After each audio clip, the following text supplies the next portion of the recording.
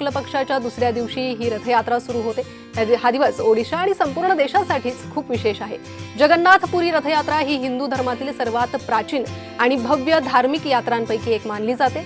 ओडिशातील पुरी येथे भगवान जगन्नाथ, भगवान बलभद्र आणि देवी सुभद्रा यांच्या रथयात्रेला लाखो भाविक उपस्थित राहतात। कारण जगन्नाथपुरी यात्रा केवळ धार्मिक उत्सव नाहीये, तर भक्ती, समर्पण, समानता, सेवा आणि मानवतेचा संदेश देणारी एक महत्त्वाची परंपरा आहे।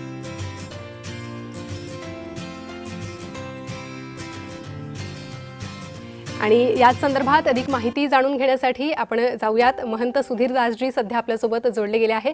सुधीरदासजी, जय जगन्नाथ। जय जगन्नाथ। रथयात्रेच्या सर्वांना शुभेच्छा। जी जी, अत्यंत महत्त्वाची अशी ही रथयात्रा आहे।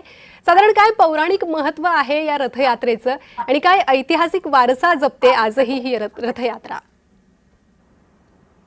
रथयात्रेचं अनन्यसाधारण असं महत्त्व आहे आणि या रथयात्रेचं वैशिष्ट्य देखील अनेक वैशिष्ट्य आहेत। त्यापैकी जे 3 प्रामुख्याने रथ असतात, यामध्ये बलरामाचा जो रथ आहे त्याला तालध्वज म्हटलंय। त्याचा रंग हिरवा आणि लाल असतो। त्याचप्रमाणे सुभद्रेचा जो आहे त्याला देवदल म्हटलंय, तो काळा आणि लाल रंगाचा त्या ठिकाणी येतो।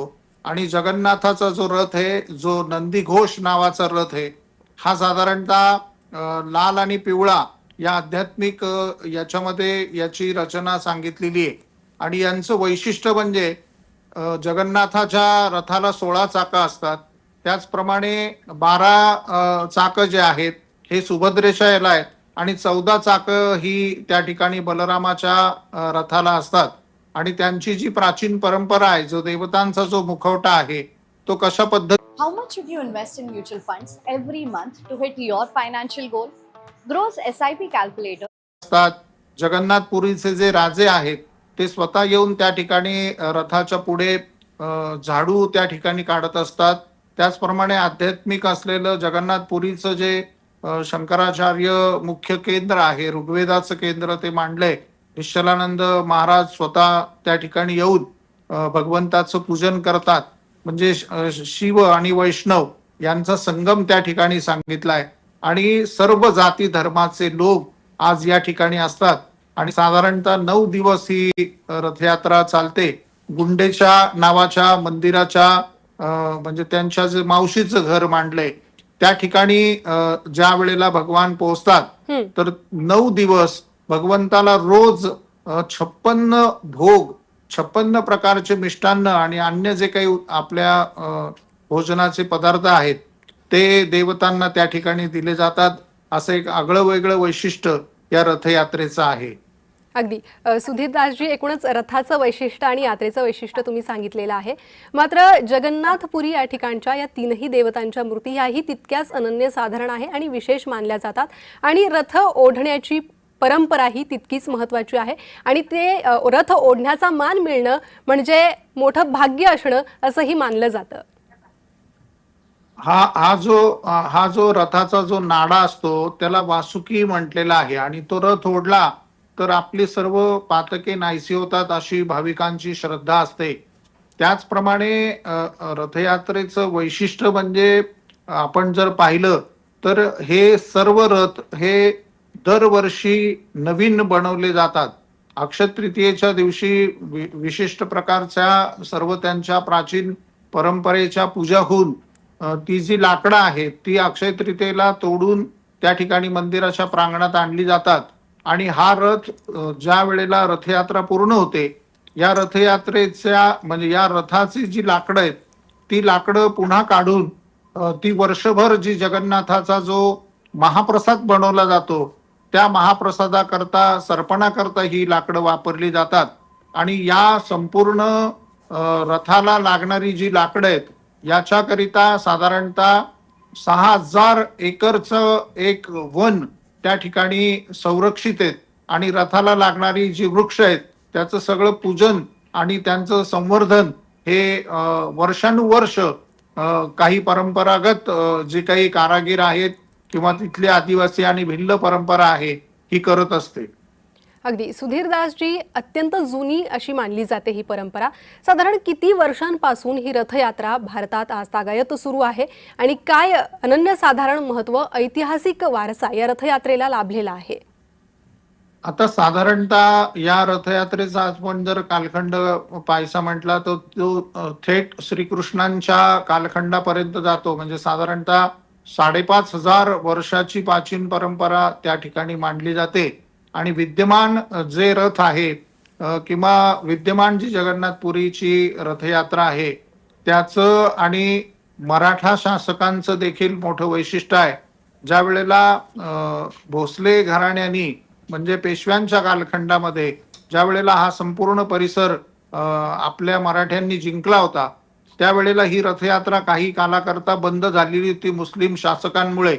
त्यामुळे महाराष्ट्राचा आणि या जगन्नाथपुरीच्या रथयात्रेचं देखील अत्यंत अनन्यसाधारण असं महत्व आहे. नागपूरकर भोसल्यांनी पुन्हा या रथयात्रेला चालना दिली होती असाही इतिहास सांगितला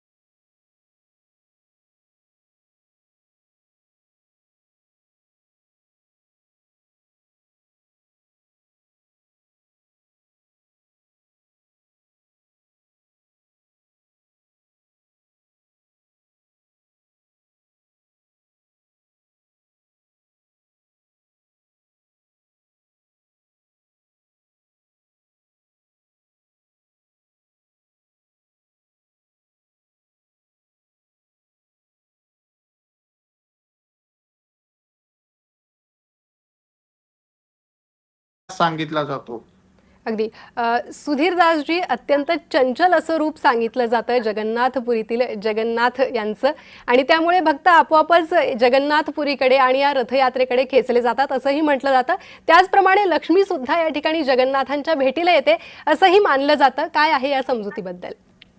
नाही, आपण जर पाहिलं तर त्या ठिकाणी अत्यंत वैशिष्ट्यपूर्ण अशा म्हणजे एखाद्या कॉमिक्स पुस्तकामध्ये जसं आपण ड्रॉइंग पाहतो त्याला फ्री हँड ड्रॉइंग जसं आपण म्हणूया त्या पॅटर्न्स मध्ये भगवान श्रीकृष्ण, सुभद्रा आणि बलभद्रांच्या मूर्ती आहेत.